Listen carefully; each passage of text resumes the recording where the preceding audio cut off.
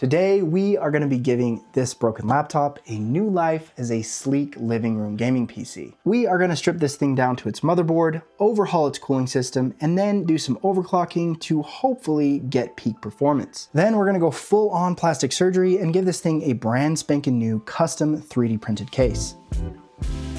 So this is not just some run-of-the-mill broken laptop. It's actually an Asus A16 gaming laptop that actually lays down some pretty decent performance. But yeah, this has definitely seen better days. The screen is bent and cracked, and guys, let's be honest, it genuinely looks like it fell out of a car driving down the highway. But what's even more surprising than its condition is that it actually boots, and that I got it for basically free. A few months back, I saw this Facebook Marketplace listing for a bunch of electronics that at first glance just looked like a bunch of junk. And most of it was. But there were a few things in the listing photos I saw that caught my attention. One of those being a Nintendo DS, and also some PC monitors and power supplies. And guys, I hit the junkyard jackpot, because this broken and forgotten laptop is gonna make for an insanely fun project. Hey, you big dummy. Maybe you should tell them that you found that laptop in the bottom of a tote from the Facebook listing. Oh, hey, what's up guys? I am Future Spencer and I'm here to help walk you through this project as well as make fun of myself. Let's get started. All right, so I was obviously super excited that this thing even booted. Oh, come on. But with the screen all messed up, the chassis looking like it had been through several hefty dog wipes, and not even running on battery power, I felt like my only real option in trying to revive this thing was to get rid of pretty much everything but the motherboard. And yeah, because I'm impatient, I started tearing this thing down before diving any deeper or even trying to actually get into the current Windows installation and do some testing. And this ended up being a big mistake, and you'll find out why here in a bit. I mean, can you really blame me though? I was riding this crazy high that this thing was even alive, and I was almost just as surprised when I opened it up to find it in seemingly mint condition. Ooh.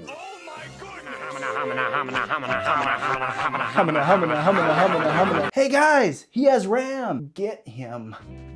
Like seriously, look at this. This is crazy. There's hardly even dust in the fans, and the only thing I found out of place was this battery connector being partially ripped off the motherboard. Now, it's hard to say for sure, but it's very possible that this is the reason someone ditched this laptop in the first place, because this is definitely what would have been causing the laptop to not run off battery power. No, wait. Oh. Ooh, really went for it there, didn't you? Yeah guys, I know I should have just desoldered this correctly, but I really just decided to go for it when I remembered what my grandma always used to tell me. You only live once. Okay, so this is where I ran into my first technical challenge. The power button was connected to this whole keyboard module, so unless I wanted to integrate the whole keyboard into my case, I needed to figure out how to wire up the power button. And after digging a little bit deeper, I noticed that instead of a circuit board, it seemed like all or most of these keys had their own signal going back to the motherboard through this ribbon cable. For those of you that aren't familiar, most buttons on devices work by simply connecting two electrical contacts together. When you press the button, it closes a circuit and the device registers that as a button press. With that in mind, I needed to figure out where this trace coming from the power button was going into the motherboard. My first thought was to use this ribbon cable, but I had a ton of trouble trying to make good connections with the pins. So I decided to go straight to the source by connecting or shorting each one of these pins to ground to see if I could get the motherboard to turn on. These pins were pretty tiny, but after busting out the PCB microscope to get a closer look, I eventually found that pin number 5 right here was the right one. So I soldered a tiny wiener. I said wiener. I meant to say tiny wire, not wiener. So I soldered a tiny wire to the pin as well as one to ground, hooked it up to this tack switch, and now we have a working power button that's not attached to this clunky keyboard. At this point, I decided to install the operating system. Now, because I wanted this PC to have more of a living room, console-like feel, I decided to use Bazzite instead of something more traditional like Windows. In short, Bazzite is a Linux-based distro very similar to SteamOS that runs on the Steam Deck. And I really like it for builds like this because the UI can easily be navigated with a controller, and it just makes playing PC games a relatively hassle-free experience. And yeah, you know, the installation just went really smooth and there was no issues. Nah, this freaking sucks.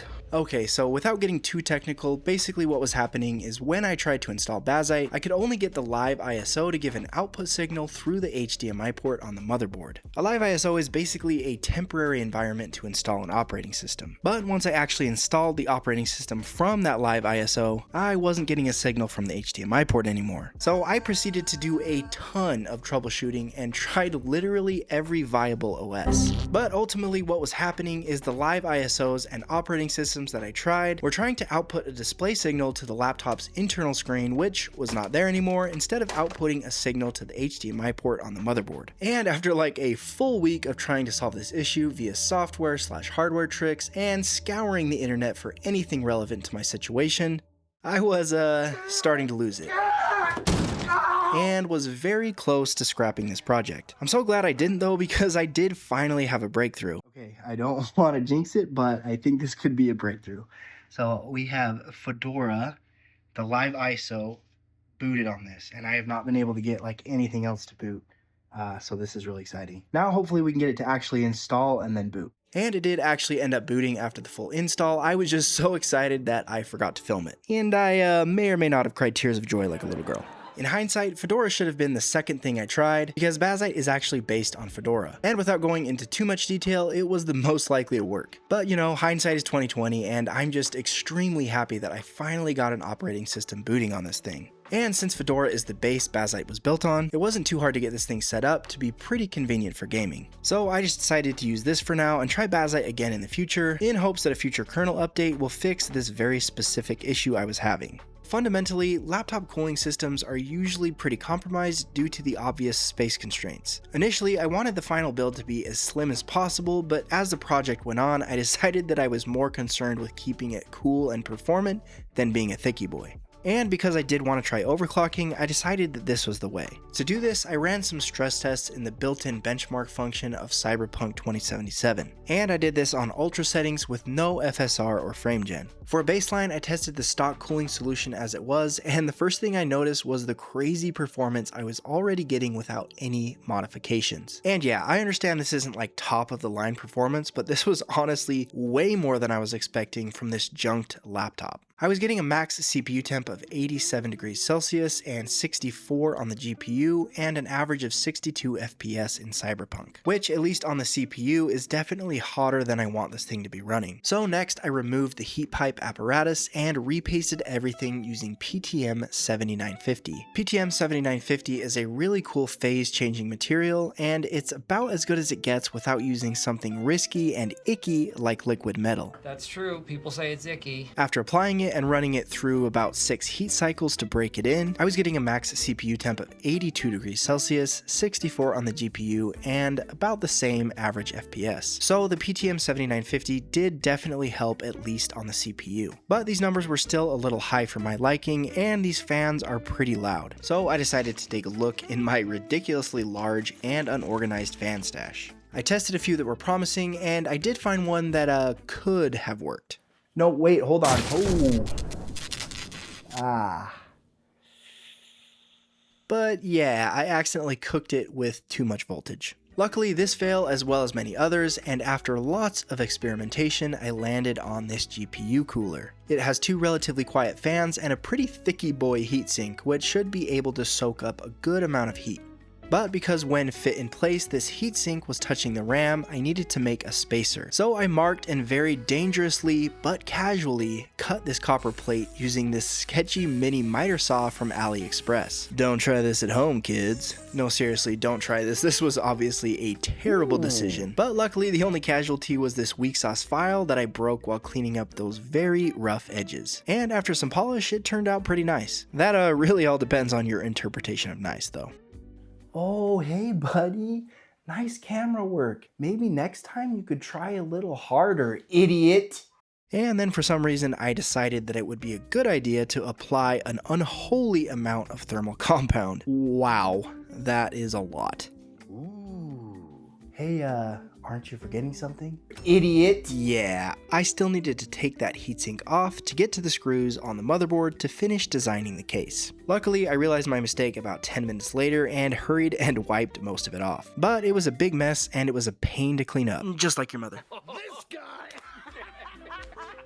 Alright, with the GPU cooler installed, I was getting a max CPU temp of 77 degrees Celsius, 62 on the GPU, and an average FPS of 63 in Cyberpunk 2077. So I decided to move ahead with this solution, even if it meant that my final case design was going to be kinda thicky boy. This actually ended up being a good thing though, because that extra thickness gave me a little bit more creative freedom when designing the case. I started by measuring where the mounting holes were relative to the laptop's old chassis, then continued to make iterations till I had this base that the motherboard was attached to. From there, I just kind of built around that, measuring along the way. And yeah, I know there are much better ways to do this, like using a 3D scanner, but you know what, those can be kind of expensive, and I don't have one. So I'm just gonna do it the old-fashioned way, and yeah, this is definitely pretty tedious, but it's actually pretty fun, and it's kind of like putting together a big, complicated puzzle. And once I started thinking a little bit more about the aesthetic I wanted, I had this idea to use some RGB lights paired with some translucent filament, and it gives this really cool like light diffusing effect, and I really wanted to try it out. But to integrate this and to avoid the overall thickness getting too out of control, I had to get really creative with these sidewalls to accommodate all of the different ports and things on the motherboard. So yeah, these side panels were definitely the most tiresome and complex part of the design, and were also where most of my time was spent iterating. On the flip side, I had a ton of fun with these other side panels, even though it was an extremely tedious process. This is by no means a full tutorial and will be brief, but I am going to go over this in slightly more detail for those of you that like these and have access to a 3D printer. I started by making this template model in Fusion 360, but you could totally do this in your modeling software of choice. I then imported that template into Blender, which is a really cool free software and is basically a jack of all trades. I then used the knife feature in edit mode to make lots of these cuts or vertices into this geometric pattern. One important thing to note while doing this is to make sure that you keep all of these shapes as triangles. If you make shapes with 4 or more sides, it makes things complicated. Then in point mode up here, I use Shift plus left click to select certain points, then G to grab those points, Z to lock the movement to the Z axis, adjusting as needed, and testing in my 3D printer slicer software until these layer lines were as minimal as possible without getting it too thick. Basically, the higher you make these points, the less evident these layers will be. But there's obviously a sweet spot. I then imported this model back into Fusion 360, designed screw holes, and started the long and tedious process of cutting out all of these triangles to optimize airflow.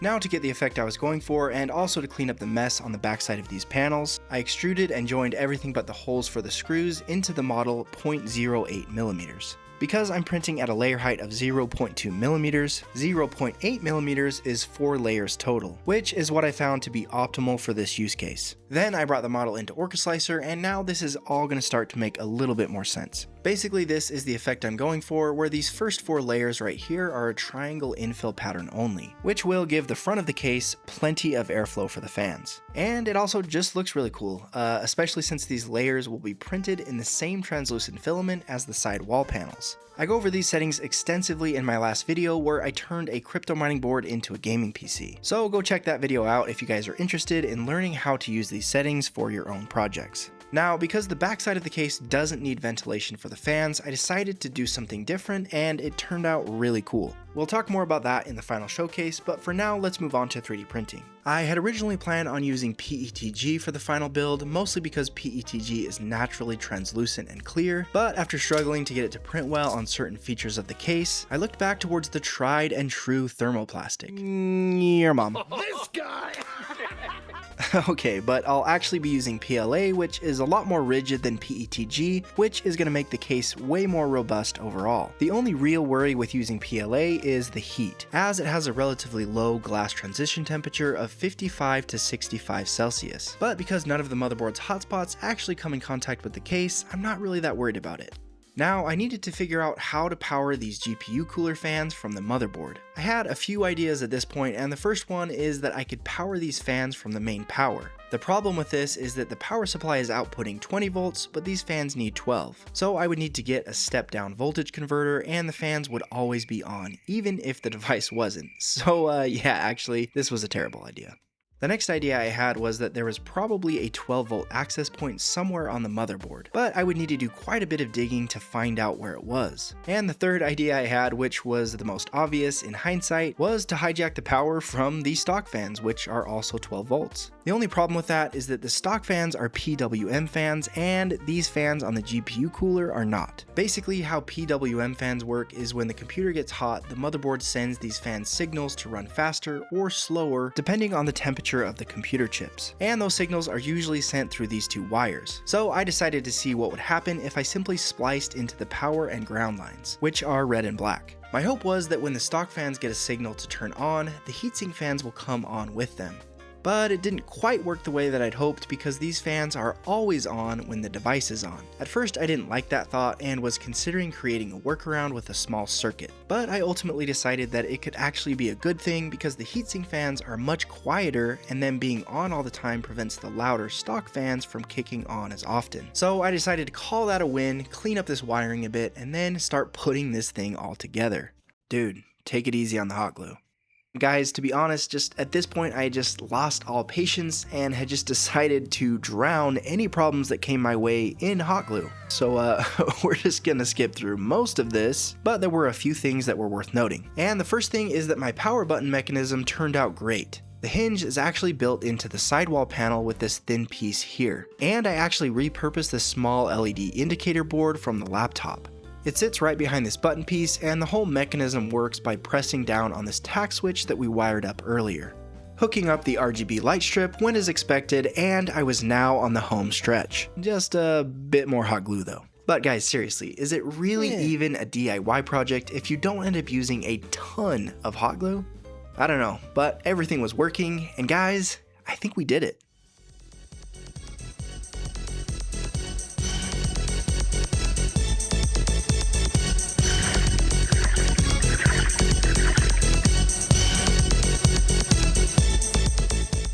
I mean, we took this broken and disgraced laptop and gave it a new life as a sick console-like gaming PC. It's so sick, and it's obviously not perfect, and there's definitely some things that I'd change if I were to do it over, but at the end of the day, this laptop was e-waste in the bottom of a junk tote.